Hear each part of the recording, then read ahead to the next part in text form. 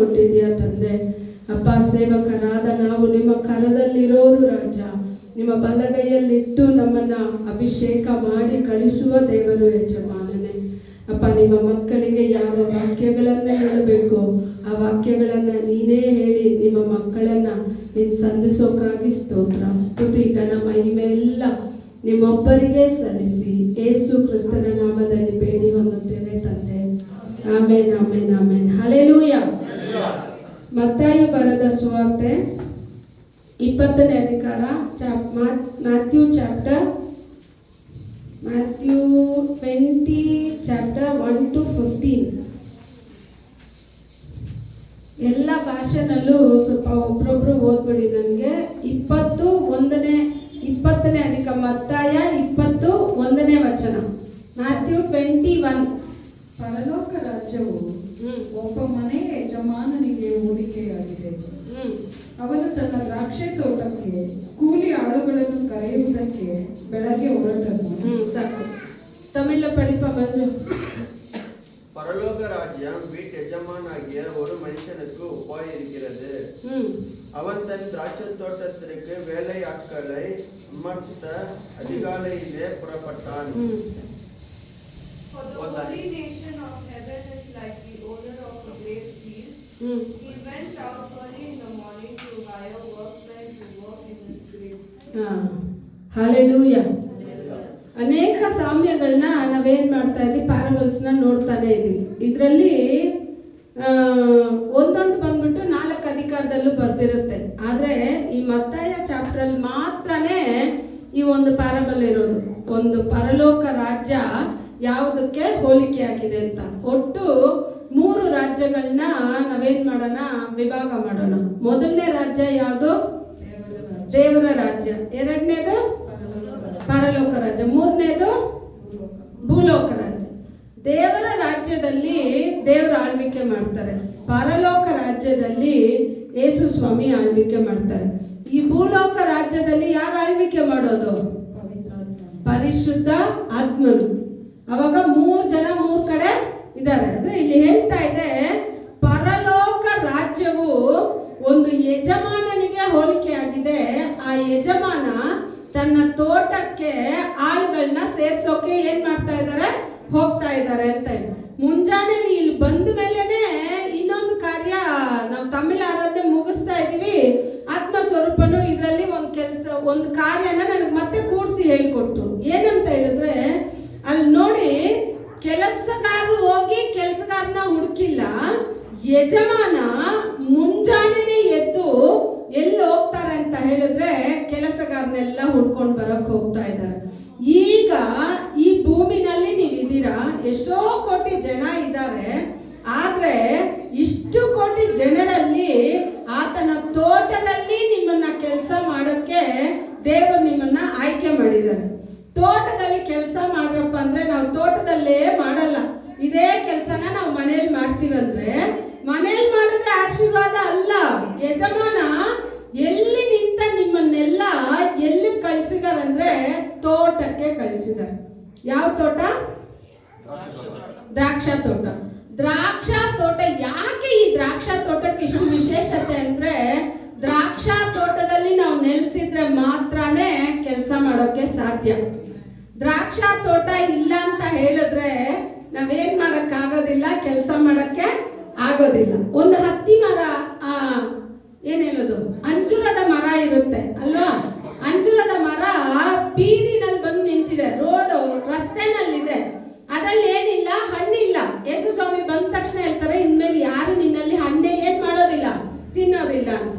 ಇನ್ನೊಂದು ಅಂಜೂರದ ಮರ ಎಲ್ಲಿದೆ ಅಂದ್ರೆ ದ್ರಾಕ್ಷಾ ತೋಟದಲ್ಲೇ ಇದೆ. ಆದ್ರೆ ಅದೆಲ್ಲ ಈ ಸಾಮ್ಯಕ್ಕೆ ಹೋಲಿಕೆ ಆಗುತ್ತೆ, ಈ ಪ್ಯಾರಬಲ್ಸ್ಗೆ ಹೋಲಿಕೆ ಆಗುತ್ತೆ. ಅದು ದ್ರಾಕ್ಷಾ ತೋಟದಲ್ಲಿ ಇದೆ, ಆದ್ರೆ ಅದು ಏನ್ ಕೊಟ್ಟಿಲ್ಲ. ಜೋರಾಗಿ ಹೇಳಿ, ಎಷ್ಟು ವರ್ಷ ಇದ್ದೀರಾ ದ್ರಾಕ್ಷಾ ತೋಟದಲ್ಲಿ? ಈ ತೋಟದಲ್ಲಿ ಎಷ್ಟು ವರ್ಷ ಇದ್ದೀರಾ? 5 ವರ್ಷದಿಂದ ಹಣ್ಣೆ ಏನ್ ಮಾಡಿಲ್ಲ. ದೇವ್ರು ಹೇಳ್ತಾರೆ, ದೇವ್ರ ರಾಜ್ಯದಲ್ಲಿ ಸಂದೇಶ ಹೋಗುತ್ತೆ, ವೈಕೆಪಿನಲ್ಲಿ ಇನ್ನೂ ಹಣ್ಣು ಕೊಟ್ಟಿಲ್ಲ, ಏನ್ ಮಾಡೋಣ, ಈ ಅಂಜೂರದ ಮರ ಜಾಗನ ಕೆಡಿಸುತ್ತೆ, ಕಿತ್ತಾಕೋಣ ಅಂತ ಹೇಳ್ತಾರೆ. ಯೇಸು ಸ್ವಾಮಿ ಹೇಳ್ತಾರೆ, ಇಲ್ಲ ಈ 1 ವರ್ಷ 25 ಹೋಗ್ಲಿ, 26ರಲ್ಲಿ ಹೆಂಗ್ ಫಲ ಕೊಡ್ತಾರೆ ನೋಡು ಅಂತ ಹೇಳಿ ಏನ್ ಮಾಡ್ತಾರೆ, ನಿಮ್ಮನ್ನ ಇನ್ನೂ ಸ್ವಲ್ಪ ತೋಡಿ ನಿಮ್ಗೆ ಏನೇನ್ ಹಾಕ್ಬೇಕು ಎಲ್ಲಾನ ಹಾಕ್ತಾರೆ.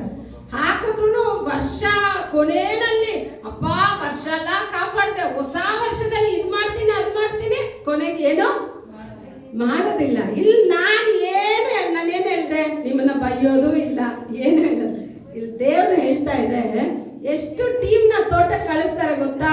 4 ಟೀಮ್ ಹೋಗುತ್ತೆ ಒಟ್ಟಲ್ಲಿ. ಎಷ್ಟು ಟೀಮು? 4 ಟೀಮು. ಮೊದಲನೇ ಟೀಮು ಇಲ್ಲಿ ಯೆಹೂದ್ಯರ ಟೈಮ್ ಇದೆ. ಯೆಹೂದ್ಯರ ಟೈಮ್ ಬೇಡ, ನಾವು ನಮ್ಮ ಟೈಮ್ನ ತಗೊಳ್ಳೋಣ. ಮುಂಜಾನೆ 6 ಗಂಟೆಗೆ ಒಂದು ಟೀಮ್ ಹೋಗುತ್ತೆ. ಓದಿ ಆ ವಚನನ, 2ನೇ ವಚನ. ಆಳಿಗೆ ದಿನಕ್ಕೆ 1 ಪಾವಲಿಯಂತೆ ಕೂಲಿ ಗೊತ್ತು ಮಾಡಿ ಅವರನ್ನು ದ್ರಾಕ್ಷಿ ತೋಟಕ್ಕೆ ಕಳುಹಿಸಿದನು. ಸಾಕು. ಇವಾಗ ಫಸ್ಟ್ ಒಂದು ಟೀಮ್ನ ಆ ಯಜಮಾನ ಏನ್ ಮಾಡ್ತಾರೆ, ಆಯ್ಕೆ ಮಾಡ್ತಾರೆ. ನೀವೇನ್ ಮಾಡಿ, ನನ್ನ ತೋಟದಲ್ಲಿ ಕೆಲಸ ಇದೆ, ನಿಮ್ಗೆ 1 ದಿವಸಕ್ಕೆ ಎಷ್ಟು ಕೂಲಿ? 1 ಕಾಯಿನ್ ಕೊಡ್ತೀನಿ, ನೀವೇನ್ ಮಾಡಿ ನನ್ನ ತೋಟಕ್ಕೆ ಕೆಲ್ಸಕ್ಕೆ ಹೋಗಿ ಅಂತ. ಇವಾಗ 1 ಕೊಡ್ತೀನಿ ಅಂತ ಫಸ್ಟೇ ಹೇಳಿದ್ರ, ಲಾಸ್ಟ್ ಅಲ್ಲಿ ಹೇಳ್ತಾರ? ಫಸ್ಟೇ ಹೇಳ್ತಾರೆ. ಇವಾಗ ಆ ಕೆಲ್ಸಗಾರ ಏನ್ ಮಾಡ್ಕೊಂಡ್ರು, ಪರವಾಗಿಲ್ಲಪ್ಪ 1 ಕಾಯಿನ್ ಸಿಗುತ್ತೆ, ನಾವು ಹೋಗಿ ಮಾಡ್ತೀವಿ. ಇವಾಗ ಕೆಲಸ ಎಷ್ಟೊತ್ತಿಂದ ಅಂದ್ರೆ ಬೆಳಗ್ಗೆ 6ರಿಂದ ಸಾಯಂಕಾಲ 5 ಗಂಟೆವರೆಗೂ 11 ಅವರ್ ಕೆಲಸ. 11 ಅವರ್ ಕೆಲಸಕ್ಕೆ ಎಷ್ಟು ಕಾಸು ಮಾತಾಡ್ಕೊಂಡ್ರೆ 1 ಕಾಯಿನ್ ಕೊಡ್ತೀನಿ ಅಂತ. ಸರಿ, ಸಂತೋಷವಾಗಿ ಹೋದ್ರು. ಪುರಿತಾನೆ, ತಮಿಳ್ ಕನ್ನಡ ಪುರಿದ್ಲ. ಸಂತೋಷವಾಗಿ ಏನ್ ಮಾಡ್ತಾರೆ, ಹೋಗ್ತಾರೆ ತೋಟಕ್ಕೆ. ಸ್ವಲ್ಪ ಹೊತ್ತು ಬಿಟ್ಟು ಯಜಮಾನ ಏನ್ ಮಾಡ್ತಾರೆ, ಮತ್ತೆ ಇನ್ನೊಂದು 3ನೇ ವಚನ ಓದಿ. ತರುವಾಯ ಹೆಚ್ಚು ಕಡಿಮೆ 9 ಗಂಟೆಗೆ ಹೋಗಿ ಪೇಟೆಯಲ್ಲಿ ಸುಮ್ಮನೆ ನಿಂತಿದ್ದ ಇನ್ನೂ ಕೆಲವರನ್ನು ಕಂಡು, ನೀವು ಸಹ ನನ್ನ ದ್ರಾಕ್ಷಿ ತೋಟಕ್ಕೆ ಹೋಗಿರಿ, ನಿಮಗೆ ಸರಿಯಾದ ಕೂಲಿಯನ್ನು ಕೊಡುತ್ತೇನೆ ಅನ್ನೋದು. ತೋಟಕ್ಕೆ ಹೋದರು. ಇದು 2ನೇ ಗುಂಪು. 2ನೇ ಗುಂಪನ್ನ ಇನ್ನೊಂದು 2 ಅವರ್ ಬಿಟ್ಟು ಏನ್ ಮಾಡ್ತಾರೆ, ಯಾಕೆ ಎಲ್ಲಿ ಸುತ್ತಾ ಇದಾರ ಸುಮ್ನೆ ಅವರು? சும்மா தெருவில் சுத்தினா கூட பார்த்துருவாரு. கரெக்டா புடிச்சு போடுற நேரத்துல வந்துட்டீங்கன்னா கரெக்டா வேலை வாங்கிடுவாரு. அப்புறமா பிடிக்கிறது வேற மாதிரி இருந்தா என்ன பண்ண முடியாது. ஆண்டவரை எப்பவுமே தேவைக்காக பிடிக்கவே கூடாது. ஆண்டவரை பிடிக்கும் போது உறுதியா எனக்கு ஜீவன் கொடுத்த அதிபதின்னு நினைச்சு நம்ம பிடிச்சிடணும். ಸರಿಯಾ? ನೀವೆಲ್ಲ ತೋಟದಲ್ಲಿ ವೇಲೆ ಸೇರೋದು, ನಾವೆಲ್ಲ ಏನ್ ಮಾಡ್ಬೇಕು, ತೋಟದಲ್ಲಿ ಕೆಲಸ ಮಾಡೋದು. ಇವಾಗ ಅಲ್ಲಿದ್ದವ್ರನ್ನೆಲ್ಲ ಏನ್ ಮಾಡಿದ್ರು, ಬನ್ನಿ ನನ್ನ ತೋಟದಲ್ಲಿ ಕೆಲಸ ಮಾಡಿ, ನಿಮ್ಗೆ 1 ಕಾಸು ಕೊಡ್ತೀನಿ ಅಂತ ಹೇಳಿಲ್ಲ, ನ್ಯಾಯವಾದ ಕೂಲಿ ಕೊಡ್ತೀನಿ ಅಂತ ಹೇಳ್ತಾರೆ. ಫಸ್ಟ್ ಬಂದವ್ರಿಗೆನೆ ಹೇಳ್ತಾರೆ 1 ಕಾಸು ಕೊಡ್ತೀನಿ ಅಂತ. ನೆಕ್ಸ್ಟ್ ಟೀಮ್ಗೆ ಕಾಸು ಹೇಳಲ್ಲ, ನ್ಯಾಯವಾದ ಕೂಲಿಯನ್ನ ಕೊಡ್ತೀನಿ ಅಂತ. ಇವಾಗ 1 ಟೀಮ್ 6 ಗಂಟೆಗೆ ಹೋಗ್ತಾ ಇದೆ, 1 ಟೀಮ್ ತಮಿಳಲ್ಲಿ ಹೇಳ್ತಾ ಇದೆ 3 ಮಣಿ ವೇಳೆಯಲ್ಲೂ 9 ಮಣಿಯಲ್ಲಿ. ಇದು ಯೆಹೂದ್ಯರ ಟೈಮ್. ಆಗ 9 ಗಂಟೆಗೆ 1 ಟೀಮ್ ಹೋಗ್ತಾ ಇದೆ. ಇವಾಗ ಎಷ್ಟು ಟೀಮ್ ಆಯ್ತು? 2. ಇವಾಗ 3ನೇ ಸಲನೂ ಹೋಗ್ತಾರೆ ನೋಡಿ, ಯಜಮಾನ ಹೋಗ್ತಾರೆ. ಅದೋದಿ 4ನೇದ ತಿರುಗಿ ಹೆಚ್ಚು ಕಡಿಮೆ 12 ಗಂಟೆಗೆ ಮತ್ತು 3 ಗಂಟೆಗೆ ಹೋಗಿ ಅದೇ ಪ್ರಕಾರ ಮಾಡಿದನು. ತಿರುಗಿ ಹೆಚ್ಚು ಕಡಿಮೆ ಸಾಯಂಕಾಲ 5 ಗಂಟೆಗೆ ಹೋಗಿ ಬೇರೆ ಕೆಲವರು ನಿಂತಿರುವುದನ್ನು ಕಂಡು ಅವರನ್ನು ದಿನವೆಲ್ಲ ಇಲ್ಲಿ ಯಾಕೆ ಸುಮ್ಮನೆ ನಿಂತಿದ್ದೀರಿ ಎಂದು ಕೇಳಲು, ಅವರು ಯಾರು ನಮ್ಮನ್ನು ಕೂಲಿಗೆ ಕರೆಯಲಿಲ್ಲ ಅಂದಾಗ ಅವನು, ನೀವು ಸಹ ನನ್ನ ದ್ರಾಕ್ಷಿ ತೋಟಕ್ಕೆ ಹೋಗಿರಿ ಎಂದರು. ಸಾಕು. ಇವಾಗ ಕನ್ನಡದಲ್ಲಿ ಕರೆಕ್ಟ್ ಆಗಿ ಕೊಟ್ಟಿದೆ 5 ಗಂಟೆಗೆ ಅಂತ, ಟ್ರಾನ್ಸ್ಲೇಟ್ ಚೆನ್ನಾಗಿ ಮಾಡಿದ್ದಾರೆ. ಅವಾಗ ಕೆಲಸ ಎಷ್ಟು ಗಂಟೆಯಿಂದ ಎಷ್ಟು ಗಂಟೆ ಅಂದ್ರೆ ಬೆಳಗ್ಗೆ 6ರಿಂದ ಸಾಯಂಕಾಲ 6 ಗಂಟೆವರೆಗೂ. ಎಷ್ಟು ಅವರು? 12 ಅವರ್ ಕೆಲಸ. 12 ಅವರ್ ಕೆಲಸಕ್ಕೆ ಒಬ್ರೊಬ್ಬರನ್ನ ಯಜಮಾನ ಏನ್ ಮಾಡ್ತಾರೆ, ನನ್ನ ತೋಟಕ್ಕೆ ಹೋಗ್ರಪ್ಪ, ಯಾಕೆ ಸುಮ್ಗೆ ಇದ್ದೀರಾ, ನನ್ನ ತೋಟಕ್ಕೆ ಹೋಗ್ರಿ, ನನ್ನ ತೋಟಕ್ಕೆ ಹೋಗ್ರಿ, ಕೆಲಸ ಮಾಡಿ ಅಂತ ಹೇಳಿ ಎಲ್ಲಾರನ್ನು ಕಳಿಸ್ತಾರೆ. ಎಲ್ಲರೂ ಏನ್ ಬಂದ್ರು, ತೋಟಕ್ಕೆ ಬಂದ್ರು. ಇವಾಗ ನಿಮ್ ತರನೇ ಅವರು ತೋಟದಲ್ಲೇ ಇದ್ರು. ಆದ್ರೆ ಕೆಲವರು ಕೆಲಸ ಮಾಡ್ತಾರೆ, ಕೆಲವರು ಕೆಲಸನೇ ಮಾಡಿಲ್ಲ. ಏನ್ ಮಾಡಿಲ್ಲ? ಕೆಲಸನೇ ಮಾಡಿಲ್ಲ. ಇವಾಗ ಬೆಳಗ್ಗೆ ಬಂದವರಿಂದ ಹಿಡಿದು ಸಾಯಂಕಾಲ 6 ಗಂಟೆವರೆಗೂ ಟೈಮ್ ಹೋಗ್ತಾ ಇದೆ. ಈಗ ತೋಟದಲ್ಲಿ ಕೆಲಸ ನಡೀತಾ ಇದೆ. ಕೆಲಸ ನಡೆದು ಎಲ್ಲ ಮುಗಿದ ಮೇಲೆ ಇವಾಗ ಯಜಮಾನ ಏನ್ ಮಾಡ್ಬೇಕು, ಎಲ್ಲರಿಗೂ ಸಂಬಳ ಕೊಡ್ಬೇಕು. ಈ ಕಾಲದಲ್ಲಿ ನಾವು ನೋಡೋಕ್ಕಾಗಲ್ಲ, ಆದರೆ ಹಳೆ ಕಾಲದಲ್ಲಿ ನೋಡ್ಬೋದು. ಇವಾಗಲೂ ಬಿಲ್ಡಿಂಗ್ ಕೆಲಸ ಎಲ್ಲ ಮುಗಿದ ತಕ್ಷಣ ಏನು ಮಾಡ್ತಾರೆ, ಶನಿವಾರ ಆದರೆ ಅವ್ರು ಕೂಲಿ ಕೊಟ್ಟರೆ ಎಲ್ಲರೂ ಕ್ಯೂನಲ್ಲಿ ನಿಂತಿರ್ತಾರೆ. ಇವಾಗ ಯಜಮಾನ ಏನು ಮಾಡ್ತಾರೆ, ಮೊದಲು ಬಂದ್ನಲ್ಲ ಅವನ್ನ ಕರೆದು ನೀನು ಸಂಬಳ ಕೊಡಬೇಡ, ಲಾಸ್ಟು ಇವಾಗ ಬೆಳಗ್ಗೆ 6 ಗಂಟೆಯಿಂದ ಸಾಯಂಕಾಲ 6 ಗಂಟೆವರೆಗೂ 12 ಅವರು ಮೊದಲು ಬಂದ ತಂಡ ಕೆಲಸ ಮಾಡಿದೆ. 12 ಅವರಲ್ಲಿ ಒಂದು 3 ಅವರ್ ಲೆಸ್ ಮಾಡಿ ಎಷ್ಟಾಯ್ತು, 9 ಅವರ್ವರೆಗೂ ಒಂದು ಟೀಮ್ ಕೆಲಸ ಮಾಡಿದೆ. ಸೊ 9 ಅವರಲ್ಲಿ ಇನ್ನೊಂದು 3 ಕಡಿಮೆ ಮಾಡಿ 6 ಅವರು ಇನ್ನೊಂದು ಟೀಮ್ ಕೆಲಸ ಮಾಡಿದೆ. 6 ಅವರಲ್ಲಿ 5 ಅವರ್ ಎತ್ಬಿಡಿ, 1 ಅವರ್ ಕೆಲಸ ಮಾಡಿ ಟೀಮು ಇದೆ.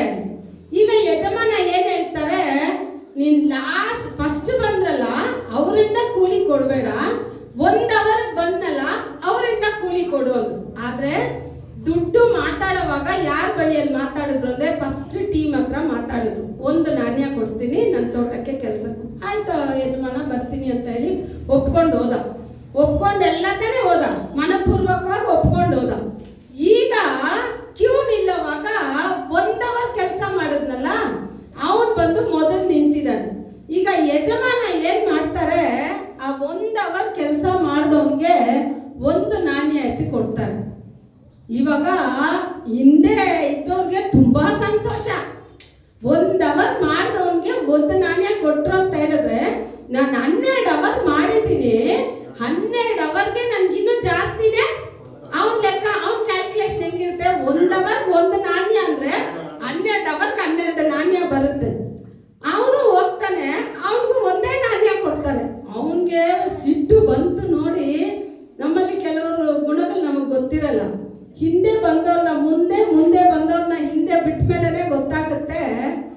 ಇವಾಗ ಬಂದು ಇವ್ರಿಗೆ ಏನ್ ಇಷ್ಟೊಂದು ಆದ್ಯತೆ. ನಾನು ಇಲ್ಲಿ ಮೊದಲೇ 20 ವರ್ಷದಿಂದ ನನ್ನ ಅನುಭವದಲ್ಲಿ ಹೇಳ್ತೀನಿ, ಹೇಳೋದಂಗೆ ನಾ 20 ವರ್ಷದಿಂದ ಇದ್ದೀನಿ. 20 ವರ್ಷದಿಂದ ಇದ್ದೆ ತೋಟದಲ್ಲಿ. ಏನ್ ಮಾಡಿದೆ, ಎಷ್ಟು 12 ಅವರ್ ಇದ್ರು. ನೀವು ಈ ಸಾಮ್ಯನ ಖಂಡಿತ ಪ್ಯಾರಬಲ್ಸ್ ನ ಮನೆಗೆ ಹೋಗಿ ಖಂಡಿತ ನೀವು ಓದ್ ನೋಡಿ, ತುಂಬಾ ಚೆನ್ನಾಗಿರುತ್ತೆ. ಅದ್ರಲ್ಲಿ ಹೇಳ್ತಾರೆ, ಅವ್ರು ಹೇಳ್ತಾರೆ ಬಂದ್ಬಿಟ್ಟು ಬೆಳಗ್ಗೆ ಶ್ರಮೇನ, ಮತ್ತೆ ಆ ವಚನ ಕಂಡಿಡೀರಿ. ಅದರಲ್ಲಿ 10ನೇ ವಚನ ಓದಿ. ತರುವಾಯ ಮೊದಲಿನವರು ಬಂದು ತಮಗೆ ಹೆಚ್ಚು ದೊರೆಯುವುದೆಂದು ನೆನೆಸಿದರು, ಆದರೆ ಇವರಿಗೆ ಸಹ ಒಂದೊಂದು ಪಾವಲಿಯೇ ಸಿಕ್ಕಿತು. ಅದನ್ನು ತೆಗೆದುಕೊಂಡು ಮನೆ ಯಜಮಾನರ ಮೇಲೆ ಕುಟ್ಟಿ, ಕಡೆಗೆ ಬಂದ ಇವರು 1 ತಾಸು ಹೊತ್ತು ಮಾತ್ರ ಕೆಲಸ ಮಾಡಿದ್ದಾರೆ. ನಾವು ದಿನವೆಲ್ಲ ಬಿಸಿಲಲ್ಲಿ ಕೆಲಸ ಮಾಡಿ ಕಷ್ಟಪಟ್ಟಿದ್ದೇವೆ, ಇವರನ್ನು ನಮಗೆ ಸಮ ಮಾಡಿದ್ದೀಯೇ ಎಂದರು. ಅಲ್ಲಿ ಕೆಲಸ ಮಾಡಿದ್ದೇವೆ ಅಂತ ಹೇಳ್ತಾರೆ ಹೊರತು ಕೆಲಸ ಮಾಡಿಲ್ಲ ಅವರು. ಅವ್ರು ಏನ್ ಮಾಡ್ತಾರೆ ಅಂದ್ರೆ, ಇಲ್ಲಿ ತಮಿಳಲ್ಲಿ ಹೇಳುತ್ತೆ ನೋಡಿ ಎಷ್ಟು ಚೆನ್ನಾಗಿ. பிந்தி வந்தவர்களாக இவர்கள் 1 மணி நேரம் மாத்திரம் வேலை செய்தார்கள். பகலின் கஷ்டத்தையும் வெயிலின் உஷ்ணத்தையும் சகித்த எங்களுக்கு இவர்களை சமமாக்கினீரே என்று சொல்லி ಅವರೇ ಮುರುಮುರುತ್ತಾರ್ಗಳು. ಅವ್ರು ಏನ್ ಮಾಡ್ತಾರೆ, ಬಿಸಿಲನ್ನ ನಾವು ತಡ್ಕೊಂಡಿದೀವಿ, ಕಷ್ಟವನ್ನ ನಾವು ಜಾಸ್ತಿ ಪಟ್ಟಿದೀವಿ, ನಮ್ಮನ್ನ ಹೋಗಿ 1 ಅವರ್ ಕೆಲಸ ಮಾಡಿದವ್ರ ಜೊತೆ ಏನ್ ಮಾಡ್ಬಿಟ್ರಿ, ನೀವು ಈಕ್ವಲ್ ಮಾಡ್ಬಿಟ್ರಿ ಅಂತ ಹೇಳಿ ಯಜಮಾನನ ಹತ್ರ ಗುಣಗುಡ್ತಾರೆ. ಯಜಮಾನ ಕರೆಯೋವಾಗ ಹೆಂಗ್ ಕರೆದ್ರು, 1 ಕಾಸಿಗೆ ನೀವು ಮೊದಲು ಒಪ್ಕೊಳ್ಳಿಲ್ವಾ? ಮೊದಲು ದೇವ್ರ ಹತ್ರ ಬರೋವಾಗ ಏನ್ ಹೇಳ್ತೀರಾ, ಅಪ್ಪ ಈ ಪಾಪದಿಂದ ಬಿಡುಗಡೆ ಕೊಟ್ಬಿಡು, ಈ ಶಾಪದಿಂದ ಬಿಡುಗಡೆ ಕೊಟ್ಬಿಡು, ಅದನ್ನ ಮಾತ್ರ ಕೊಡು, ನಿನಗೆ ನಾನು ಹೆಂಗಿರ್ತೀನಿ ನೋಡು ಅಂತ ಎಲ್ಲ ಹೇಳ್ತೀವಿ ಹೊರತು ನೆಕ್ಸ್ಟ್ ಬಂದಾಗ ಏನ್ ಮಾಡ್ತೀವಿ, ಸ್ಟೆಪ್ ಬೈ ಸ್ಟೆಪ್ ಒಂದೊಂದಾಗಿ ಇದು ಕೊರತೆ ಇದೆ ಅದು ಕೊರತೆ ಇದೆ ಅಂತ ಹೇಳ್ತೀವಿ ಹೊರತು ಆತನ ನನ್ನನ್ನ ರಕ್ಷಣೆ ಮಾಡಿ ಈ ಲೋಕದಿಂದ ತೆಗೆದು ಆತನ ತೋಟದಲ್ಲಿ ಹಾಕಿದ್ದಾರೆ. ತೋಟ ದೇವರ ಸಭೆ. ದೇವರ ಸಭೆಯಲ್ಲಿ ನೀವು ಎಷ್ಟು ಕೆಲಸ ಮಾಡ್ತಿರೋ ಅಷ್ಟು ಆಳುಗಳನ್ನ ದೇವರು ತಂದು ಹಾಕ್ತಾರೆ. ನೀವು ಹೋಗಿ ಹುಡ್ಕೊಂಡು ಹೋಗೋದೇ ಬೇಡ. ಮೊದಲು ಹೇಳ್ತೀನಿ, ಚೆನ್ನಾಗಿ ಕೇಳ್ಕೊಳ್ಳಿ. ನೀವು ಮೊದಲು ದೇವರ ಸಮ್ಮುಖದಲ್ಲಿ ಕೂತು ದೇವರ ಹೃದಯಕ್ಕೆ ಕೀರ್ತನೆಗಳಲ್ಲಿ ಓದೋದ್ವಲ್ಲ, ಅವರ ಹೃದಯವನ್ನ ನೀವು ಸಂತೋಷ ಪಡಿಸ್ಬಿಡಿ. ಇಲ್ಲಿ ಯಜಮಾನ ತೋಟಕ್ಕೆ ಆಳುಗಳನ್ನ ಯಜಮಾನ ಸುಮ್ಗೆ ಕೂತಿಲ್ಲ. ನೀವು ತೋಟದಲ್ಲಿ ಕೆಲಸ ಮಾಡಿ ಬೀದಿನಲ್ಲಿ ಎಲ್ಲೆಲ್ಲಿ ಟೀ ಅಂಗಡಿನಲ್ಲಿ ನಿಂತಿದಾರಲ್ಲ, ಹೇಳ್ತಾ ಇದ್ದಲ್ಲ, ಸಂತೆನಲ್ಲಿ, ಟೀ ಅಂಗಡಿನಲ್ಲಿ ಎಲ್ಲೆಲ್ಲ ಸುಮ್ಗೆ ಕೂತಿದ್ರು ಅವ್ರನ್ನೆಲ್ಲ ಹೋಗಿ ತಟ್ಟಿ ತಟ್ಟಿ ತಟ್ಟಿ ಎಬ್ಬಿಸಿ ನನ್ನ ತೋಟಕ್ಕೆ ಹೋಗು, ತೋಟಕ್ಕೆ ಹೋಗು, ತೋಟಕ್ಕೆ ಹೋಗು. ಈ ಜಾಗ ಸಾಲದಷ್ಟು ತೋಟ ತುಂಬಬೇಕು ಅಂತ ಹೇಳಿದ್ರೆ ಫಸ್ಟ್ ತೋಟದಲ್ಲಿರೋ ನೀವು ಕೆಲಸ ಮಾಡಬೇಕು. ನೀವೇನ್ ಹೇಳ್ತೀರಾ? ಬೀಜ ಬಿತ್ತೋಣ ಬಾ ಅಂದ್ರೆ ಅಯ್ಯೋ ನನ್ಗೆ ಇವಾಗ ತಾನೇ ಕೆಲಸ ಇದೆ. ಸರಿ, ನೀರ್ ಹಾಕೋಣ ಬಾ ಅಂದ್ರೆ ಅದಕ್ಕೂ ಬರೋದಿಲ್ಲ, ಬೀಜ ಬಿತ್ತೋಕ್ಕೂ ಬರೋದಿಲ್ಲ, ಬೀಜ ಹಾಕೋಕ್ಕೂ ಬರೋದಿಲ್ಲ, ಕೊಯ್ಯೋಕ್ಕೂ ಬರೋದಿಲ್ಲ. ಎಲ್ಲ ಸೇರ್ಸಾದ್ಮೇಲೆ ಭಾಗ ಹಾಕೋವಾಗ ಮಾತ್ರ ಕೊಡಿ ನನ್ಗೆ ಇಷ್ಟು ಮೂಟೆ ಅಷ್ಟು ಮೂಟೆ ಅಂದ್ರೆ ಏನಾಗೋದಿಲ್ಲ. ಸಿಗುತ್ತಾ? ಒಂದು ಚಿಕ್ಕ 1ನೇ ಕ್ಲಾಸ್ ಪಾಠದಲ್ಲಿ ಇದೆ ಅಂತ ಕಾಣಿಸುತ್ತೆ. 1ನೇ ಕ್ಲಾಸ್ ಪಾಠನ ಮತ್ತೆ ಓದಿ ನೀವೆಲ್ಲ. ಇದೆಯಾ? ಕೋಳಿ ಮರಿ ಏನ್ ಮಾಡುತ್ತೆ? ಬೀಜ ಬಿತ್ತೋಕೆ ಪಾರಿವಾಳನ, ಡಕ್ನ, ಏನೇನೋ ಇದಿರುತ್ತೆ ಅಲ್ಲಿ. ಎಲ್ಲಾನು ಬಾತ್ಕೋಳಿನ ಎಲ್ಲಾನು ಹೋಗಿ ಕರೀತಾ ಒಂದೊಂದು ನೆಪ ಹೇಳುತ್ತೆ. ಅದು ಇದು ಏನ್ ಮಾಡುತ್ತೆ? ತನ್ನ ಮಕ್ಕಳ ಜೊತೆನೆ ಅದನ್ನ ಏನ್ ಮಾಡುತ್ತೆ? ರಾಗಿ ಎಲ್ಲ ಹಾಕುತ್ತೆ, ಎಲ್ಲ ಭತ್ತ ಎಲ್ಲ ಬರುತ್ತೆ. ಕೆಲಸ ಮಾಡೋಣ ಬಾ ಅಂದ್ರೆ ಒಬ್ರು ಬಂದೇ ಇಲ್ಲ. ಅದನ್ನ ಗಂಟು ಮುಟ್ಟೆ ಕಟ್ಟೋಣ ಅಂದ್ರೆ ಆವಾಗ ಎಲ್ಲ ಬರ್ತಾ ಇದೆ. ಅವಾಗ ಸೇರಿಸ್ತಾರ? ತೋಟದಲ್ಲಿ ಇದೀರಾ?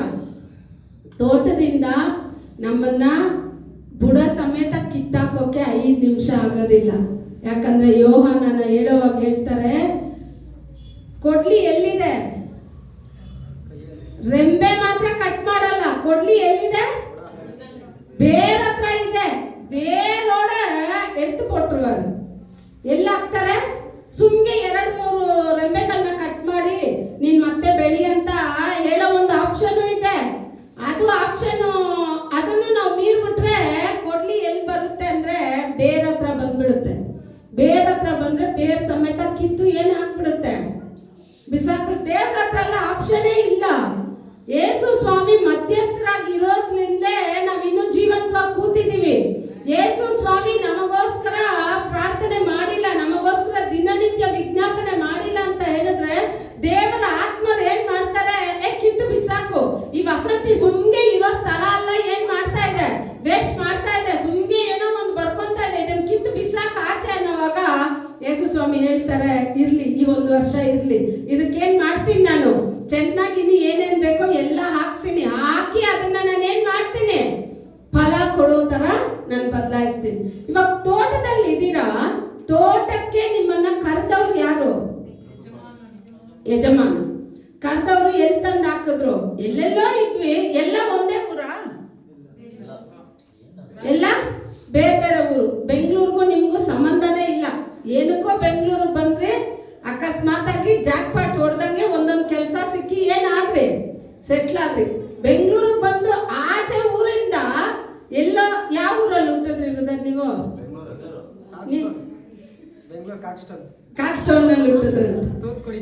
ಎಲ್ಲ ಎಲ್ಲೆಲ್ಲ ಹುಟ್ಟಿ ಎಲ್ಲಿ ತಂದು ಹಾಕಿದ್ದಾರೆ ದೇವ್ರು? ನಾವು ನೆನೆಸ್ಲೇ ಇಲ್ಲ. ಆದ್ರೆ ಒಂದೇ ತೋಟಕ್ಕೆ ಏನ್ ಮಾಡಿದ್ದಾರೆ? ತಗೊಂಡ್ ಬಂದು ಹಾಕಿದ್ದಾರೆ. ಯಾಕೆ ಹಾಕಿದ್ರು ಅಂತ ಹೇಳಿದ್ರೆ ಆ ತೋಟದಲ್ಲಿ ನೀವು ಕೆಲಸ ಮಾಡ್ಬೇಕು ಅಂತ ಹೇಳಿ. ನೀವು ಎಷ್ಟು ಕೆಲಸ ಮಾಡ್ತಾ ಇದ್ದೀರಾ? ತೋಟದಲ್ಲಿ ಎಷ್ಟು ಕೆಲಸ ನೀವು ಮಾಡ್ತಾ ಇದ್ದೀರಾ? ನೀವು ಕೆಲಸ ಮಾಡಿದ್ರೆ ತಾನೇ ನಿಮಗೆ ಕೂಲಿ ಸಿಗೋಕೆ. ಕೆಲಸನೇ ಮಾಡಿಲ್ಲ ನಿಮಗೆ ಕೂಲಿ ಬೇಕು ಅಂದ್ರೆ ನೀವು ತಿಳ್ಕೊಂಡಿರೋಂಗೆ ದೇವರು ಕೊಡೋ ಕೂಲಿ ನಾನ್ ಕೊಟ್ರು ನಾವು ಅದೇ ಹೇಳೋದು. ಪಕ್ಕದ ಮನೆಯವರು 1 ಗ್ಲಾಸ್ ಅಕ್ಕಿ ಕೇಳಿದ್ರೆ ನೀವು ಡಬ್ಬ ತುಂಬಾ ಎತ್ಬಿಟ್ಟು ಕೆಳಗಡೆ ಎಲ್ಲ ಜಾರ್ ಬೀಳೋ ತರ ಅಕ್ಕಿ ಕೊಡ್ತೀರಾ? ಡಬ್ಬನಲ್ಲಿ ಫುಲ್ ಎತ್ಬಿಟ್ಟು ಏನ್ ತಟ್ತೀರಾ? ತಲೆ ತಟ್ಬಿಟ್ಟು ಕ್ಲೀನ್ ಆಗಿ ಲೆವೆಲ್ ಮಾಡಿ ಒಂದು ಅಕ್ಕಿನ ಕೆಳಗಡೆ ಬೀಳ್ದಂಗೆ ಕೊಡ್ತೀರಾ. ಇದು ಮನುಷ್ಯರು ಕೊಡೋದು. ಆದ್ರೆ ಮನುಷ್ಯರು ಕೊಡೋದು, ಅವ್ರನ್ನ ಕೂರಿಸಿ ಮನುಷ್ಯರು ಕೊಡೋದಲ್ಲ, ದೇವರು ಕೊಡೋದು ಹೆಂಗಿರುತ್ತೆ ಅಂದ್ರೆ, ನೀವು ಜಾಡಿನಲ್ಲಿ ಏನಾದ್ರೂ ಹಾಕ್ಬೇಕಂದ್ರೆ ಏನ್ ಮಾಡ್ತೀರಾ? ಆ ತುಂಬಿದ ಮೇಲೇನು ಅದನ್ನ ಏನ್ ಮಾಡ್ತೀರಾ? ಅಲ್ಲಾಡಿಸ್ತೀರಾ, ಆಮೇಲೆ ತಟ್ತೀರಾ. ಯಾಕಂದ್ರೆ ಇನ್ನೂ ಸ್ವಲ್ಪ ಯೇಸು ಸ್ವಾಮಿ ಕೊಡೋದು ಹೆಂಗಿರುತ್ತಂದ್ರೆ ಅಲ್ಲಾಡಿ, ಕನ್ನಡದಲ್ಲಿ ಹೇಳ್ರಪ್ಪ, ಅಲ್ಲಾಡಿ ಜಡಿದು ತುಂಬಿ ಹೊರ ಸೂಸುವಂತೆ ಏನ್ ಮಾಡ್ತಾರೆ? ತಗೊಂಡ್ ಬಂದು ಕೊಡ್ತಾರೆ. ಯಾರು ಕೊಡ್ತಾರೆ ಅಂದ್ರೆ ತೋಟದಲ್ಲಿ ಬಂದು ಸುಮ್ಗೆ ಕುತ್ಕೊಂಡು ಜಾಗ ವೇಸ್ಟ್ ಮಾಡ್ಬಿಟ್ಟು ಹೋಗೋರು ಕೊಡೋದಿಲ್ಲ. ತೋಟದಲ್ಲಿ ಯಾರೆಲ್ಲ ಕೆಲಸ ಮಾಡ್ತಿರೋ 6 ಅವರ್ 12 ಅವರ್ ಕೂತಿದ್ದವನು ಕೆಲಸನೇ ಮಾಡಿಲ್ಲ. 20 ವರ್ಷ 40 ವರ್ಷ 30 ವರ್ಷ ಕೆಲಸ ಇಲ್ಲ. 1 ವರ್ಷ ಬಂದ ಗೊತ್ತಾ? 1 ವರ್ಷ ಬಂದವನು, ಆ 1 ಅವರ್ ಬಂದವನು 12 ಅವರ್ ಮಾಡ್ಬೇಕಾಗಿರೋ ಕೆಲಸನ ಏನ್ ಮಾಡ್ಬಿಟ್ಟ, 1 ಅವರಲ್ಲಿ ಮಾಡಿ ಮುಗಿಸ್ದ. ಮಾಡಿ ಮುಗಿಸಿದ್ದೆ ಯಜಮಾನನಿಗೆ ಸಂತೋಷ ಆಯ್ತು. 12 ಅವರ್ ಮಾಡಿದವರು ಒಬ್ರು ಕೆಲಸನ ಪೂರ್ತಿ ಮಾಡಿಲ್ಲ. 1 ಅವರ್ ಬಂದವನು ಯಜಮಾನ ಏನ್ ಕೆಲಸ ಬಯಸಿದ್ನ ಮಾಡಿ ಮುಗಿಸ್ಬಿಟ್ಟ. ಇವಾಗ ಯಜಮಾನನ ಹೃದಯ ಸಂತೋಷ ಆಯ್ತು. 12 ಅವರ್ಗೆ 1 ಕಾಸು ಮಾತಾಡ್ದ ಯಜಮಾನ್ರ, 1 ಅವರ್ಗೆ 1 ಕಾಸನ್ನ ಕೊಟ್ಬಿಟ್ಟು. ಎಷ್ಟು ಅವರ್ಗೆ? 1 ಅವರ್ಗೆ ಯಜಮಾನರು ನಿಮಗೆ ಕಾಸು ಕೊಡ್ಬೇಕಂದ್ರೆ ನೀವು ತಿಳ್ಕೊಂಡಿರೋ ತರ ಏಸಪ್ಪನೂ ಆತ್ಮಸ್ವರೂಪನೂ ಇಲ್ಲ. ನನಗೆ ಪ್ರಸನ್ನತೆನಲ್ಲಿ ನಿಂತ್ಕೊಳ್ಳೋಕೆ ಆಗ್ತದೆ, ನಿಜವಾಗ್ಲೂ ಹೇಳ್ತೀನಿ. ಎಷ್ಟು ಉನ್ನತ ದೇವರು ಅಂತ ಹೇಳಿದ್ರೆ, ನಾವು ಆರಾಧನೆ ಮಾಡೋ ದೇವರು, ಪ್ರತಿದಿನ ನಮ್ಮನ್ನ ನೋಡೋ ದೇವರು. ನನ್ನ ತೋಟದಲ್ಲಿ ಬಂದು ನನ್ನ ಮಗ ಕೆಲಸ ಮಾಡಲ್ವಾ? ನಾನು ಈವಾಗಲೂ ನಿಮ್ಗೆ ಹೇಳ್ಕೊಡ್ತೀನಿ, ಇವ್ರು ಬಂದಿಲ್ಲ ಅವ್ರು ಬಂದಿಲ್ಲ ಯಾರು ಲೆಕ್ಕನೇ ಮಾಡಬೇಡಿ. ಇಷ್ಟು ಕುಟುಂಬ ಇದ್ದೀರಾ, ಪಕ್ಕದಲ್ಲಿ ಇದ್ದೀರಾ, ಒಂದು ಸಂಡೇ ಈವ್ನಿಂಗ್ ಸರ್ವಿಸ್ ಬನ್ನಿ, ನೀವೇ ಬನ್ನಿ. ಒಂದು ಫ್ಯಾಮಿಲಿ, 1 ವಾರ 1 ಫ್ಯಾಮಿಲಿ ಬನ್ನಿ, ನೀವೇ 1 ಅವರ್ ಆರಾಧನೆ ಮಾಡಿ. ದೇವ್ರು ನೋಡ್ತಾ ಇರ್ತಾರೆ. ನಮ್ಮ ತೋಟದಲ್ಲಿ ಶಬ್ದ ಬರ್ತಾ ಇದೆ. ಏನಕ್ಕೆ ಶಬ್ದ ಬರ್ತಾ ಇದೆ? ನಾನು ಹೋಗಿ ತಟ್ಟಿ ಎಬ್ಬರಿಸ್ತೀನಿ. ಯೌವನಸ್ಥರು ಬನ್ನಿ. ಯೌವನಸ್ಥರು ಭಾನುವಾರ ಬರೋದೇ ಕಷ್ಟ. ಭಾನುವಾರ 1 ದಿವಸ ಬಂದ್ರೆ ಬರೋ ಭಾನುವಾರನೇ ನಿಮ್ ಮುಖ ಕಾಣಿಸುತ್ತೆ. ಅಲ್ಲ, 1 ವಾರ ಉಪವಾಸ ತೆಗಿಬೇಕು. ಇಲ್ಲಿ ಅಲ್ಲಿ ಎಲ್ಲ ಓಡ್ತೀರಾ. ದೇವರ ತೋಟದಲ್ಲಿ ಒಂದು ಕೆಲಸ ಮಾಡಿ ನೋಡಿ, ನಿಮ್ ಮುಖಾಂತರ ಎಷ್ಟು ಯೌವನಸ್ಥರನ್ನ ತಟ್ಟಿ ದೇವರು ತಂದು ಹಾಕ್ತಾರೆ. ಹಾಕೋದಿಲ್ವಾ? ಅವ್ರು ನಮ್ಮನ್ನು ತಟ್ಟೋದು ಬೇಡ, ಬೇರೆಯವ್ರನ್ನು ತಟ್ಟೋದು ಬೇಡ. ನಾವೇ ಹಿಂಗೆ ಇರ್ತೀವಿ. ಯೇಸು ಸ್ವಾಮಿಗೆ ಹಂಗೆ ತಾನೇ ಹೇಳೋದು, ನೀವು ಅಲ್ಲೇ ಇರಿ, ನಾನು ಇಲ್ಲಿ ಇರ್ತೀನಿ. ಭಾನುವಾರ 1 ದಿವಸ ಬರ್ತೀನಾ, ತಲೆ ತೋರಿಸ್ತೀನ, ಹಾಯ್ ಬಾಯ್ ಮುಗೀತಾ ಹೋಗ್ತೀನಿ. ಇವ್ರಿಗೇನಾದ್ರೂ ಕೂಲಿ ಸಿಗುತ್ತೆ ಅಂತ ನೆನ್ಸ್ಕೊಂತೀರಾ ನೀವು? ಖಂಡಿತ ಸಿಗೋದಿಲ್ಲ. ದೇವರ ತೋಟದಲ್ಲಿ ನೀವು ಕೆಲಸ ಮಾಡಬೇಕು. ಏನ್ ಕೆಲಸ ಮಾಡ್ತೀರಾ ದೇವರ ತೋಟದಲ್ಲಿ? ಇಲ್ಲಿರೋ ಅಂಜೂರ ಮರನ ಕಿತ್ತಿ ಅಲ್ಲಿ ಇಕ್ಕೋದು, ಅಲ್ಲಿರೋದನ್ನ ತೆಗೆದು ಇಲ್ಲಿ ಇಕ್ಕೋದು, ಈ ಪಿಲ್ಲರ್ನ ತೆಗೆದು ಅಲ್ಲಿ ಇಕ್ಕೋದು, ಅದ ಕೆಲಸ? ತೋಟದಲ್ಲಿ ಬಂದ ತಕ್ಷಣನೇ ಯಜಮಾನನ ಸಮ್ಮುಖದಲ್ಲಿ ನಿಮ್ಮನ್ನ ನೀವು ಸಾಷ್ಟಾಂಗವಾಗಿ ಸಮರ್ಪಿಸ್ಬಿಡ್ಬೇಕು, ತಗ್ಗಿಸ್ಬಿಡ್ಬೇಕು. ಏನ್ ಮಾಡ್ಬೇಕು? ತಗ್ಗಿಸ್ಬಿಡ್ಬೇಕು. ತಗ್ಗಿಸಿ ನೀವು ಆರಾಧನೆ ಮಾಡೋಕ್ ಸ್ಟಾರ್ಟ್ ಮಾಡ್ಬಿಡಿ. ನಿಮ್ಮ ಆರಾಧನೆಯ ಶಬ್ದ ಎಲ್ಲಿ ಹೋಗುತ್ತೆ ಅಂದ್ರೆ ದೇವರ ಸಮ್ಮುಖದಲ್ಲಿ ಹೋಗುತ್ತೆ. ಈ RS ಪಾಳ್ಯದಲ್ಲಿ ನಾನು ಈ ಚಿಕ್ಕ ಸಭೆಯಲ್ಲಿ ಒಂದು ಗುಂಪನ್ನ ತೆಗೆದು ಹಾಕಿದ್ದೀನಿ. ಇದರಲ್ಲಿ ಯಾವ್ಯಾವ ಗುಂಪು ಯಾವಾಗ ಬಂತು ಅಂತ ನನಗೆ ಗೊತ್ತಿಲ್ಲ, ಆಯ್ತಾ? ನಾನ್ ಮಾತ್ರ ನನ್ನ ಮನಪೂರ್ವಕವಾಗಿ ನಾನು ಹೇಳ್ತೀನಿ, ನಾನು 1 ಅವರ್ ಬಂದ ಗುಂಪು, ನಾ ಕೊನೆಯಲ್ಲಿ ಬಂದವಳು. ಕರೆಕ್ಟಾ ಇಲ್ವಾ ಹೇಳಿ? ನಾನು 1 ಅವರ್ ಬಂದ, ಮುಂಚೆನೆ ಬಂದ? ನೀವು ಕಷ್ಟ ಪಡೋವಾಗಿಂದ ಬಂದ ನಾನು? ಇಲ್ಲ, ಆಯ್ತಾ? 1 ಅವರ್ ಕೊಡೋಕ್ಕೂ ಮನ್ಸಿಲ್ಲ, 3 ಅವರ್ ಕೊಟ್ಬಿಡು. ಓಕೆ ಆಯ್ತು, 3 ಅವರ್ ಸರಿ, ಆಯ್ತಾ? ಯಾಕೆ ಹೇಳ್ತೀನಿ ಅಂದ್ರೆ, ನಾನು ಅಷ್ಟು ಆಶೀರ್ವಾದನ ಪಡ್ಕೊಂಡಿದ್ದೀನಿ, ಅದಕ್ಕೆ ನಿಮ್ಗೆ ಹೇಳ್ತೀನಿ. ಸುಮ್ಗೆ ಅಲ್ಲ. ದೇವರ ತೋಟದಲ್ಲಿ ಕೆಲಸ ಮಾಡೋದಂದ್ರೆ ನೀವು ನೆನ್ಸಿರೋ ಅಷ್ಟು ಸಾಧಾರಣ ಅಲ್ಲ. ತಂದೆ ಮನಸ್ಸನ್ನ ನಾವು ಜಯಿಸಿ ಆತ ನಮ್ಮನ್ನ ಇಷ್ಟಪಟ್ಟು ತೋಟದಲ್ಲಿ ತಂದು ಹಾಕಿದ್ದಾರೆ. ಈ ತೋಟದಲ್ಲಿ ಇಲ್ಲದೆ ಎಷ್ಟೋ ಜನ ಆಚೆ ಅಲ್ದಾಡ್ತಾ ಇದ್ದಾರೆ. ಯಾವಾಗ ಮರಣ ಬರುತ್ತೆ ಅಂತ ಗೊತ್ತಿಲ್ಲ, ಯಾವಾಗ ಏನ್ ಸಂಭವಿಸುತ್ತೆ ಅಂತ ಗೊತ್ತಿಲ್ಲ. ನಮ್ಮನ್ನೆಲ್ಲ ತೋಟದಲ್ಲಿ ತಂದು ಹಾಕಿದ್ದಾರೆ ಅಂತ ಹೇಳಿದ್ರೆ ಆ ತೋಟದಲ್ಲಿ ನೀವು ಕೆಲಸ ಮಾಡ್ಬೇಕು ಅಂತ ದೇವರು ಇಷ್ಟಪಡ್ತಾರೆ. ಇಲ್ಲಿ ಏನ್ ಮಾಡೋದು ಗೊತ್ತಾ? ತೋಟದಲ್ಲಿ ಇವರು ಕೆಲಸ ಮಾಡಲ್ಲ, ಇನ್ನೊಬ್ಬರನ್ನ ಕೆಲಸ ಮಾಡಕ್ ಬಿಡಲ್ಲ. ಏನೋ ಹೇಳ್ತಾರಲ್ಲ, ದೇವ್ರೇ ವರ ಕೊಟ್ಟರು ಯಾರು ಕೊಡಲ್ಲ ಅಂತ, ಪೂಜಾರಿ ಕೊಡೋದಿಲ್ಲ. ಅದೇ ತಾನೇ ಆಯ್ತು. ಇವಾಗ ಯಜಮಾನ ಏನ್ ಮಾಡಿದ್ರು, ಇಷ್ಟಪಟ್ಟು 1 ಅವರ್ ಕೂಲಿಗಾರನಿಗೆ ಎಷ್ಟು ಕೊಟ್ಬಿಟ್ರು? 1 ಕಾಸು ಕೊಟ್ಬಿಟ್ರು. ಇವನ ಹತ್ರ ಫಸ್ಟ್ ಗುಂಪ ಹತ್ರ ದೇವ್ರು ಏನ್ ಮಾತಾಡಿದ್ರು? ನೀನ್ 1 ನಾಣ್ಯ ಕೊಡ್ತೀನಿ, ನೀನ್ ನಮ್ಮ ತೋಟದಲ್ಲಿ ಬಂದು ಕೆಲಸ ಮಾಡೋದು. ಅವನು ಏನು ಮಾಡ್ದ? ಸರಿ ದೇವ್ರೆ, ನಾನು ಒಪ್ಕೊಂತೀನಿ ಯಜಮಾನ್ನೆ, ನಾನು ಕೆಲಸ ಮಾಡ್ತೀನಿ. ದೇವ್ರ ಏನಾದ್ರೂ ಅನ್ಯಾಯ ಮಾಡಿದ್ರು? ಅವನ್ಗೆ ಅನ್ಯಾಯ ಮಾಡಿಲ್ಲ. ಆದ್ರೆ ಇವಾಗ ಅವನ್ಗೆ ಹೆಂಗಾಯ್ತು ಅಂತ ಹೇಳಿದ್ರೆ, ಹೊಟ್ಟೆ ಕಿಚ್ಚು, ಕೋಪ, ಏನೇನಿದೆಯೋ ಎಲ್ಲ ಆಚೆ ಬಂದ್ಬಿಡ್ತು. ಈಗ ಒಂದು ಬೈತಾನೆ ನೋಡಿ ಯಜಮಾನ ಹತ್ರ ಹೋಗಿ. ಯಜಮಾನ ಒಂದೇ ಮಾತು ಹೇಳ್ತಾರೆ, ನಾನ್ ದಯಾಳ ಹೃದಯ ಉಳ್ಳವನು, ನೀನ್ ಯಾಕೆ ಹೊಟ್ಟೆ ಕಿರ್ಚ್ಪಡ್ತೀಯ? ನನ್ನ ನಾಣ್ಯನ ನನ್ನ ಇಷ್ಟ ಪ್ರಕಾರ ಕೊಡೋಕೆ ನನ್ಗೆ ಅಧಿಕಾರ ಇಲ್ವಾ? ನಿನಗೂ ಒಂದು ಕಾಸಿಗೆ ನಾನು ಮಾತಾಡ್ದೆ, ನೀವ್ ಒಂದು ಕಾಸು ತಗೊಳಕ್ಕೂ ನಿನ್ಗೇನಿಲ್ಲ. ಜೋರಾಗಿ ಹೇಳಿ. ಕೇಳಿಸ್ಲೇ ಇಲ್ಲ ನನಗೆ. ಅರ್ಹತೆ ಇಲ್ಲ. ಏನಿಲ್ಲ. ಆದ್ರೂ ನೀನ್ ಏನ್ ಮಾಡ್ತೀಯ? ಸರಿ ಹೋಗ್ಲಿ, 1 ಅವರ್ ಅವ್ನ್ ಕೆಲಸ ಮಾಡಿದ್ನಲ್ಲ, ಸಂತೋಷವಾಗಿ ಅವನ್ಗೆ ಬಿಟ್ಕೊಡೋಣ ಅನ್ನೋ ಮನ್ಸು ನಿನ್ಗೇನಾಗಿಲ್ಲ, ಆಗಿಲ್ಲ. ಯಜಮಾನ ನಾನೇ ನನ್ನ ತೋಟಕ್ಕೆ ನಿನ್ನನ್ನು ಕರೆದೆ, ನಿನ್ಗೊಂದು ಕೂಲಿ ಮಾತಾಡ್ದೆ. ನಿನ್ ಕೂಲಿನಲ್ಲಿ ನಾನು ಅರ್ಧ ಕೊಟ್ಟಿಲ್ಲ. ನೀನ್ ಕೆಲಸ ಮಾಡ್ದೋ ಮಾಡಿಲ್ವೋ, ಆದ್ರೆ ನಿನ್ಗೇನ್ ಕೊಟ್ಟೆ? ನಾನು ಮಾತಾಡ್ದಂಗೆ ಒಂದು ಕೂಲಿ ಕೊಟ್ಟೆ. ಅವನ ಹತ್ರ ನಾನು ಕೂಲಿ ಮಾತಾಡಿಲ್ಲ, ನ್ಯಾಯವಾದ ಸಂಬಳನ ಕೊಡ್ತೀನಿ ಅಂತ ಹೇಳಿದೆ. ಅವ್ನು 1 ಅವರ್ನಲ್ಲಿ 12 ಅವರ್ ಮಾಡ್ಬೇಕಾದ ಕೆಲಸನ ಕ್ಲೀನಾಗಿ ಮಾಡಿ ಮುಗಿಸ್ದ. ಅವನಿಗೆ ನಾನು ಮನಪೂರ್ವಕವಾಗಿ ನಾನೇನ್ ಮಾಡ್ಬಿಟ್ಟೆ? ಎಷ್ಟು ಜನ ಇವಾಗ ಮನಪೂರ್ವಕವಾಗಿ ದೇವ್ರ ಹತ್ರದಿಂದ ತಗೋಬೇಕು ಅಂತ ಇಷ್ಟಪಡ್ತೀರಾ?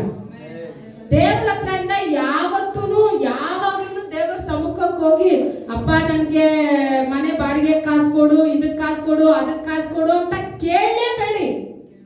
ಅದನ್ನ ಕೇಳಲೇಬೇಡಿ. ಮೊದಲು ಯಾರನ್ನ ಹುಡುಕ್ಬೇಕಂದ್ರೆ ಯಾರನ್ನ ಹುಡುಕ್ಬೇಕು? ದೇವರ ರಾಜ್ಯನ, ಆತನ ನೀತಿಯನ್ನ. ಅವಾಗ ತೋಟದಲ್ಲಿ ಬಂದ್ರೆ ಏನ್ ಸಿಗುತ್ತೆ ನಿಮ್ಗೆ? ದೇವರ ರಾಜ್ಯ ಸಿಗುತ್ತೆ.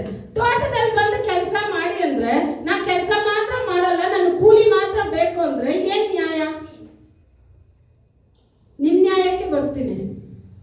ಕರೆಕ್ಟಾ? ನಿಮ್ ಹೃದಯದಲ್ಲಿ ಕೈ ಇಟ್ಟು, ಇಲ್ಲಾಂದ್ರೆ ಇವತ್ತು ನಿಮ್ ಕನ್ನಡಿ ಮುಂದೆ ಹೋಗಿ ನಿಂತ್ಕೊಂಡು ನೀವೇ ಹೇಳಿ, ನಾನು ಎಷ್ಟು ಕೆಲಸ ಮಾಡಿದ್ದೀನಿ, ಏನು ಎಷ್ಟು ಕೆಲಸ ನಿನ್ನ ಆಲಯದಲ್ಲಿ ನಾನು ಮಾಡಿದ್ದೀನಿ. ಬಿಟ್ರೆ ಸಾಕು, ಪ್ರೈಸ್ ಗಾಡಿ ಹೇಳೋದು ಕಷ್ಟ. ಅಷ್ಟು ಬೇಗ ದಡ ದಡ ದಡ ಅಂತ ಇಳಿದು ಕೆಲವರು ಓಡೋಗ್ಬಿಟ್ಟಿರ್ತೀರ. ಏನು ಹೇಳಿ, ಏನಾದ್ರು ನಿಮ್ ಬಗ್ಗೆ ಮಾತಾಡಿದ್ರೆ ಶಬ್ದನೇ ಬರೋದೇ ಇಲ್ಲ. ಯಾಕೆ? ಕಿವಿ ಆಫ್ ಮಾಡ್ಬಿಡ್ತೀರ.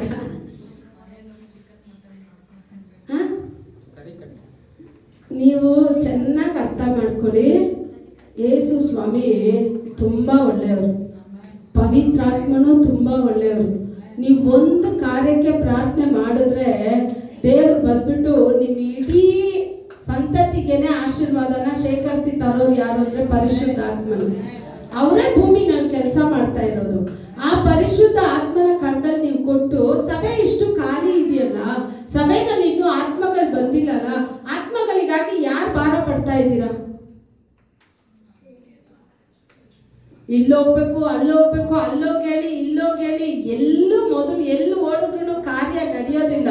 ಕಾರ್ಯ ಯಾವಾಗ ನಡೆಯುತ್ತೆ ಅಂದ್ರೆ, ಯಾವಾಗ ನೀವು ದೇವರ ತೋಟದಲ್ಲಿ ಕೂತ್ಕೊಂಡು ದೇವರ ಹತ್ರ ದೇವರ ಹೃದಯನ ನೀವು ಸಂತೋಷ ಪಡಿಸ್ಬಿಡಿ. ಬೇರೆ ಏನು ಬೇಡ. ಚೆನ್ನಾಗಿ ಆರಾಧನೆ ಮಾಡ್ಬಿಟ್ಟು ಅವ್ರನ್ನ ಎಷ್ಟು ಆರಾಧನೆ ಅನ್ನೋದನ್ನು ಆರಾಧನೆನಲ್ಲಿ ಬಂದ್ಬಿಟ್ಟು ನೀವು ಕಣ್ಣು ಮುಚ್ಕೊಂಡು ನನ್ನ ಹೃದಯ ಯಾರಿಗೆ ಗೊತ್ತು, ನನ್ನ ದುಃಖ ಯಾರಿಗೆ ಗೊತ್ತು ಅಂತ ಹಾಡು ಆಡಬೇಡಿ. ಆಯ್ತಾ? ನಿಮ್ ಹೃದಯ, ನಿಮ್ ದುಃಖ ಎಲ್ಲ ಯಾರಿಗೂ ಇಲ್ಲಿ ಬೇಡವೇ ಬೇಡ. ಇಲ್ಲಿ ಬಂದ್ಮೇಲೆ ಯಜಮಾನನಿದ್ದಾನೆ, ಜೀವಂತವಾದ ಯಜಮಾನನು. ದುಃಖಗಳನ್ನ, ಸಂಕಟಗಳನ್ನ ಎಲ್ಲವನ್ನ ನಿವಾರಣೆ ಮಾಡೋ ಉನ್ನತ ದೇವರು. ನಾನು ಹಾಡ್ಬೇಕಾದ ಅವಶ್ಯಕತೆನೇ ಇಲ್ಲ. ನಾನು ಬಂದ ತಕ್ಷಣ ತೋಟದಲ್ಲಿ ನನ್ಗೆ ಏನ್ ಕೆಲಸ ಅಂತ ಹೇಳಿದ್ರೆ, ನನ್ನ ಸೃಷ್ಟಿಕರ್ತನು ಎಷ್ಟು ದೊಡ್ಡವರು ಅಂತ ಹೇಳಿ ನನ್ನ ಸ್ತುತಿಸಿ ಆರಾಧನೆ ಮಾಡ್ಬೇಕು. ಆರಾಧನೆ ಮಾಡ್ತಾ ಇದ್ರೆ ಆರಾಧನೆಯಲ್ಲಿ ಯೇಸು ಸ್ವಾಮಿ ಮೆಚ್ಚಿ ಏನ್ ಮಾಡ್ಬಿಡ್ತಾರೆ, ನಿಮ್ಮ ಹತ್ರನೇ ಬಂದ್ಬಿಡ್ತಾರೆ. ಎಷ್ಟು ಜನ ಅದನ್ನ ಟೇಸ್ಟ್ ಮಾಡಿದಿರೋ ಗೊತ್ತಿಲ್ಲ. ದೇವರ ಪ್ರಸನ್ನತೆ ಇಳಿದ್ರೆ ಹೆಂಗಿರುತ್ತೆ ಅಂದ್ರೆ, ಆ ಬೆಂಕಿನಲ್ಲಿ ನೀವು ನಿಂತ್ಕೊಳ್ಳಕ್ಕೆ ಆಗೋದಿಲ್ಲ. ಈಗ ಒಂದು ಉನ್ನತ ಅನುಭವ. ಇವಾಗ ಯಾವ ತರ ಅನುಭವ? ಫುಲ್ ಬೆಂಕಿ ಆಗಿದ್ರು ಮೇಲೆ ಮಂಜು ಸುರಿಯೋ ತರ ಇರುತ್ತೆ. ಯಾರು ಸವಿದಿದ್ದೀರಾ ಅಂತ ಗೊತ್ತಿಲ್ಲ. ಬೆಂಕಿ ತರ ಇರುತ್ತೆ, ಆದ್ರೆ ಆ ಬೆಂಕಿ ಹೆಂಗಿರುತ್ತೆ ಅಂದ್ರೆ ಬೆಂಕಿ ತರ ಇರಲ್ಲ, ಕೂಲಾಗಿ. ಆವಾಗಲೇ ನಾನು ತಿಳ್ಕೊಂಡೆ, ಶಾದ್ರಕ್, ಮೇಷಕ್, ಆಬೇದ್ನೆಗೋ 3 ಜನನ ಬೆಂಕಿಯಲ್ಲಿ ಹಾಕುವಾಗ ಆ ಬೆಂಕಿ ಇವ್ರನ್ನ ಎತ್ಕೊಂಡು ಹೋದವ್ರನ್ನ ತಗ್ಗಿಸ್ಬಿಡ್ತಂತೆ. ಶಾದ್ರಕ್, ಮೇಷಕ್, ಆಬೇದ್ನೆಗೋನ ಏನು ಮಾಡಿಲ್ಲ ಅಂತೆ. ಯಾಕೆ ಅಂದ್ರೆ ಬೆಂಕಿನಲ್ಲೂ ಮಂಜಾಗಿ ಸುರಿಯುವ ಆತ್ಮ ಸ್ವರೂಪ ನಡೆದಿದ್ದಾರೆ. ಅವರ ಜೊತೆ ನಡೆದಿದ್ದಾರೆ. ಅವ್ರ ಜೊತೆ ನಡೆದಿದ್ದಾರೆ ಅಂದ್ರೆ ನಮ್ ಜೊತೆ ನಡೆಯೋದು ಎಷ್ಟೋ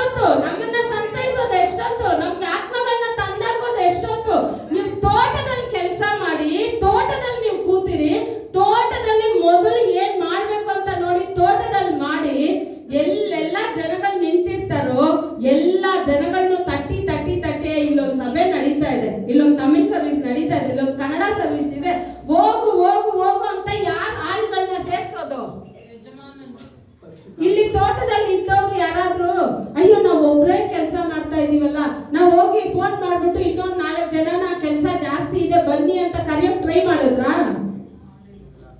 ಯಾರು ಟ್ರೈ ಮಾಡಿದ್ದು? ಜೋರಾಗಿ ಹೇಳಿ. ಯಜಮಾನನೇ ಹೋಗ್ತಾರೆ. ನೀವು ಕೆಲಸ ಮಾಡೋಕ್ ಸ್ಟಾರ್ಟ್ ಮಾಡ್ಬಿಟ್ರೆ ಯೇಸು ಸ್ವಾಮಿ ಸುಮ್ಗೆ ಇರೋದಿಲ್ಲ. ಮುಂಜಾನೆನೆ ಎದ್ದು ಹೋಗ್ತಾರೆ. ನನ್ನ ಮಗಳು ಮುಂಜಾನೆನೆ ಎದ್ದು ಪ್ರಾರ್ಥನೆ ಮಾಡಿದೆ, ನನ್ನ ಮಗ ಮುಂಜಾನೆನೆ ಎದ್ದು ತೋಟದಲ್ಲಿ ಪ್ರಾರ್ಥನೆ ಮಾಡಿದ್ದಾರೆ. ಈ ತೋಟಕ್ಕೆ ಆಳುಗಳನ್ನ ಸೇರ್ಸೋಕೆ ನಾನು ದೂತರ್ನಲ್ಲ, ನನ್ನ ಸೈನ್ಯನಲ್ಲ, ಸ್ವತಃ ನಾನೇ ಇಳಿದು ಹೋಗ್ತೀನಿ ಅಂತ ಹೋಗ್ತಾರೆ. ಯೇಸು ಸ್ವಾಮಿ ಇಳಿದು ಒಂದ್ ಕಡೆ ಹೋಗ್ತಾರೆ ಅಂದ್ರೆ ಸೈನಿಕ ಸುಮ್ನೆ ಇರಕ್ಕಾಗತ್ತಾ? ಲಾಜರು ಸತ್ತೋದ, ಸರಿನಾ? ಲಾಜರ್ ಸತ್ತೋಗಿ ಅವನ ಆತ್ಮ ಎಲ್ಲ ಹೋಗ್ತಾ ಇದೆ, ಮೇಲೆ ಹೋಗ್ತಾ ಇದೆ, ಮೇಲೆ ಹೋಗ್ತಾ ಇದೆ ಅಂತ ತಿಳ್ಕೊಳ್ಳಿ. ಇವಾಗ ಅಲ್ಲಿ ಏನಿಲ್ಲ ಅಂದ್ರೆ ಎಲ್ಲ ಖಾಲಿ ಇದೆ, ಯಾರು ಇಲ್ಲ. ಯಾಕಂದ್ರೆ ಭೂಮಿನಲ್ಲಿ ಯಾರಿದ್ದಾರೆ? ಯೇಸು ಸ್ವಾಮಿ ಇದ್ದಾರೆ. ಯೇಸು ಸ್ವಾಮಿ ಬಂದ್ರೆ ಯೇಸು ಸ್ವಾಮಿ ಜೊತೆ ಯಾರು ಬಂದ್ಬಿಡ್ತಾರೆ? ಆತ್ಮ ಸ್ವರೂಪನು ಬರ್ತಾರೆ. ಆತ್ಮ ಸ್ವರೂಪನ ಪ್ಲೇಸು ಅಲ್ಲಿ ಖಾಲಿ, ಯೇಸು ಸ್ವಾಮಿ ಪ್ಲೇಸು ಖಾಲಿ. ಯೇಸು ಸ್ವಾಮಿ ಇದ್ದಾರೆ ಅಂದ್ರೆ ಅಷ್ಟು ದೂತರು ಎಲ್ಲಿದ್ದಾರೆ? ಕೆಳಗಡೆ ಇದ್ದಾರೆ. ಯೇಸು ಸ್ವಾಮಿ ಸೇವೆ ಮಾಡ್ತಾ ಇದ್ದಾರೆ ಅವರೆಲ್ಲ. ಎಲ್ಲರಿಗ ಮೇಲೆ ಯಾರು ಮಾತ್ರ ಇದ್ದಾರೆ? ತಂದೆ ನೋಡ್ತಾರೆ. ನನ್ ಕುಮಾರನೇ ಅಲ್ಲಿರೋವಾಗ ನಾನ್ ಮಾತ್ರ ಇಲ್ಲೇನ್ ಮಾಡ್ತೀನಿ, ನಾನು ಅಲ್ಲಿಗೆ ಹೋಗ್ತೀನಿ. ಕುಮಾರ ಎಲ್ಲಿದ್ದಾರೋ ಅಲ್ಲೇ ತಂದೆ ಇರ್ತಾರೆ. ತಂದೆ ಕುಮಾರ ಎಲ್ಲಿ ಇರ್ತಾರೋ ಅಲ್ಲಿ ಪರಿಶುದ್ಧ ಆತ್ಮರು ಇರ್ತಾರೆ. ಪರಿಶುದ್ಧರ ಆತ್ಮರು ಇರೋ ಸ್ಥಳದಲ್ಲಿ ಯಾವ್ದ್ಯಾವ್ದು ಬೇಡವೋ ಎಲ್ಲಾನ ಸುಟ್ಟು ಬಿಸಾಕ್ಬಿಡ್ತಾರೆ. ಶುದ್ಧ ಮಾಡಿ ದೇವರಿಗೆ ಮೆಚ್ಚುಗೆ ಆದ ಕಾಣಿಕೆಯಾಗಿ ಬದಲಾಯಿಸ್ಬಿಡ್ತಾರೆ. ಈಗ ತೋಟದಲ್ಲಿ ನೀವು ಕೆಲಸ ಮಾಡ್ತೀರಾ? ಮಾಡಲ್ವಾ? ಮಾಡ್ತೀನಿ ಅಂತ ಶಬ್ದ ನನ್ ಕಿವಿಗ್ ಬೀಳೋಕ್ ಮುಂಚೆ ನಿಮ್ಮ ಶಬ್ದ ಅಷ್ಟೂನು ಪರಲೋಕದ ಬಾಕ್ಲಲ್ಲಿ ಹೋಗಿರುತ್ತೆ.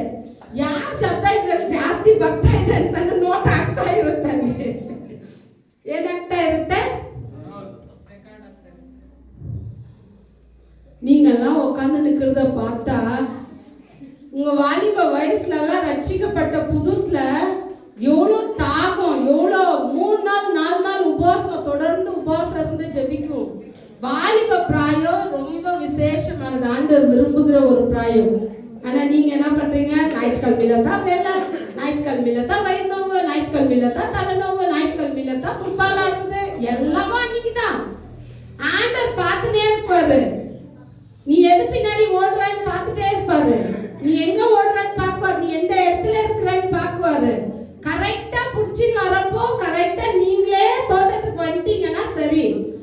வேற டைம்ல வேற மாதிரி கூப்பிட்டுட்டு வர்றாரு. எப்படி கூப்பிட்டுட்டு வர்றாரு தெரியுமா? சொல்லிட்டா எப்படி கூப்பிட்டுட்டு வர்றாருன்னு தெரியுமா? உங்களுக்கே தெரியுமா? பவுலிங் ஹாஸ்பிட்டல் வச்சு கூப்பிட்டுட்டு வர மாதிரி நீங்க வச்சுக்காதீங்க. லூஸ் மோஷன் ஆகி வாந்தி வந்து ட்ரிப்ஸ் வாயில மூக்கில் ஏற்றிருக்கும் போது கஷ்டமா கொஞ்சம் வந்து ஜோம் பண்ணுங்க அப்படின்னு சொல்ற மாதிரி இருக்கக்கூடாது. நீங்களே ஒரு நாளை தீர்மானிக்கணும். நாங்க இன்னைக்கு காலேஜ் எங்களுக்கு ஃப்ரீ, இன்னைக்கு லீவு, நீங்க வரீங்களா? நாங்க வரோம், எங்க கூட சேர்ந்து நீங்க ஜெபிக்கிறீங்களா? நீங்க கேளுங்க. எனக்கு அத்தனை வேலை இருந்தாலும் எடுத்து போட்டு வந்து உங்க மத்தியில நின்று ஊழியர் செய்ய ஆயத்தமா காத்திருக்கோம். இந்த புது வருஷத்துல இதுதான் நாங்க எடுத்திருக்கிற தீர்மானம். நீங்க எடுங்க, நீங்க ஆண்டவர் சமூகத்துல கேளுங்க. எத்தனை வாலிப பிள்ளைங்க தன்னுடைய வாழ்க்கைகளை நஷ்டப்படுத்தி பாவத்துல மரித்து போய் கொண்டு இருக்காங்க. யார் உத்தரவாதம்? நீங்க எல்லாம் சும்மா வந்து ஞாயிற்றுக்கிழமையில ஒரு நாள் உட்கார்ந்து தூங்கிட்டு உங்க பாட்டுல நீங்க போறதுக்காக உங்களை எல்லாம் ஆண்டவர் தெரிஞ்சுக்கினார். வாலிப பிராயத்துல உங்களை தெரிஞ்சிருக்காருனாக்கா வாலிபர்களுக்கோசரம் நீங்க எல்லாம் எழுப்பி பிரகாசிச்சு ஜெபிக்கணும். நீங்க ஜெபிக்கும் போது ஆண்டவர் வாலிப பிள்ளைகளை கொடுத்துருவார். சபைக்கு நீங்க சொல்லுங்க, அப்பா உங்க தோட்டத்துல நான் வேலை செய்யறேன், வாலிப பிள்ளைகளுக்காக நான் நிக்கிறேன், வாலிப பிள்ளைகளுக்காக நான் ஜெபம் பண்றேன். உங்க ஏரியாவை பார்த்தா நான் நைட்ல வரும்போது கண்ணு மூடிடணும். அந்த மாதிரி இருக்குது ஏரியா. எப்படி இருக்குது? எப்படி இருக்குது ஏரியா? இந்த இடத்துல உங்களை ஆவியானவர் தெரிஞ்சு உங்களை அபிஷேகம் பண்ணி வச்சிருக்கிறாருன்னு சொன்னா ஆவியானவருடைய தோட்டத்துல நீங்க வேலை செய்யணுமா செய்யக்கூடாதா? கண்டிப்பா செய்யணும். செய்யணுமா செய்யக்கூடாதா? வாலிப பிள்ளைங்க யாரும் இல்லையா சபையில? சத்தம் வரலையா? தலையெல்லாம் ஆட்டினாலாம் ஒத்துக்கிறது விடுறதில்ல. சத்தமா சொல்லுங்க, வேலை செய்றீங்களா செய்யறது இல்லையா?